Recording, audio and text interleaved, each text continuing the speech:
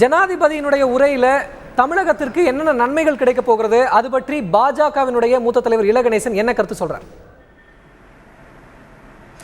மத்தியில் ஆட்சி மாற்றத்திற்கு பிறகாக மக்களவையில் முதல் முறையாக குடியரசுத் தலைவர் இன்று மாபெரும் ஒரு உரையை நிகழ்த்தி இருக்கிறார். இதில் பல்வேறு விதமான இந்தியா எதிர்கொள்ளக்கூடிய பிரச்சனைகள் மற்றும் முன்னெடுத்து செல்ல வேண்டிய காரியங்கள் குறித்தும் அவர் இந்த உரையில் தெரிவித்திருக்கிறார். இதன் மூலமாக தமிழகத்திற்கு என்ன மாதிரியான நன்மைகள் கிடைக்கும் இனி வரக்கூடிய காலங்களில் என்பது குறித்து தமிழ்நாடு பாரதிய ஜனதா கட்சியின் மூத்த தலைவர்கள் ஒருவரான இல கணேசன் அவர்களிடம் நாம் கேட்கலாம். சார் வணக்கம். தற்போது குடியரசுத் தலைவர் ஆற்றியுள்ள உரையின் மூலமாக தமிழகத்திற்கு என்ன மாதிரியான நன்மைகள் இந்த காலங்களில் கிடைக்கும்? இந்த குடியரசுத் தலைவர் உரை என்பது ஆக்க ரீதியாக ஒட்டுமொத்த பாரத நாட்டு மக்களுக்கான பல நலத்திட்டங்கள் எல்லாம் அறிவித்து நம்பிக்கை தருவதாக அமைந்திருக்கிறது. அடிப்படையான அம்சம் நீர். நாட்டு மக்கள் அத்தனை பேருக்கும் நீர் வசதி தேவை என்பதை உணர்ந்து அதற்கான ஏற்பாடுகள், நிலத்தடி நீர் சேமிப்பு போன்றவைகள் வலியுறுத்தப்பட்டிருக்கிறது. அடுத்ததாக இங்கு வாழ்ந்து கொண்டிருக்கிற எல்லோருக்கும் வீடு தரப்படும். வீடு என்பது 24 மணி நேரம் மின்சாரத்தோடு கூடிய வீடு, கழிவறை கொண்ட வீடு, இதுவும் உறுதி செய்யப்பட்டிருக்கிறது. இந்த தேசத்தில் இப்போது மிகவும் கவலை தரக்கூடிய அம்சமாக இருக்கிற மற்றொரு அம்சம் பெண்களது பாதுகாப்பு. பெண்கள் பாதுகாப்புக்கு உத்தரவாதம் கொடுப்பதோடு மாத்திரமல்லாமல் பெண்களுக்கான படிப்புக்காக முன்னுரிமை தர வேண்டும் என்பதும் இங்கே வலியுறுத்தப்பட்டிருக்கிறது. 33% இடஒதுக்கீடுக்காகவும் உறுதி தரப்பட்டிருக்கிறது.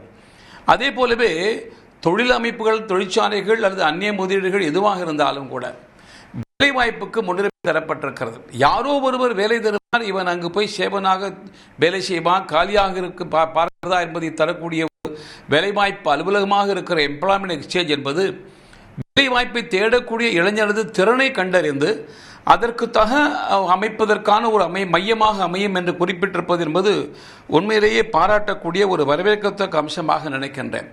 இந்த ஆட்சி மாற்றத்திற்கு அடிப்படை காரணமாக இருந்த அம்சம் தேர்தல் நேரத்தில் முந்தைய ஆட்சி குறித்து மக்கள் மத்தியில் எழுந்த ஊழல் குற்றச்சாட்டுகள் தான்.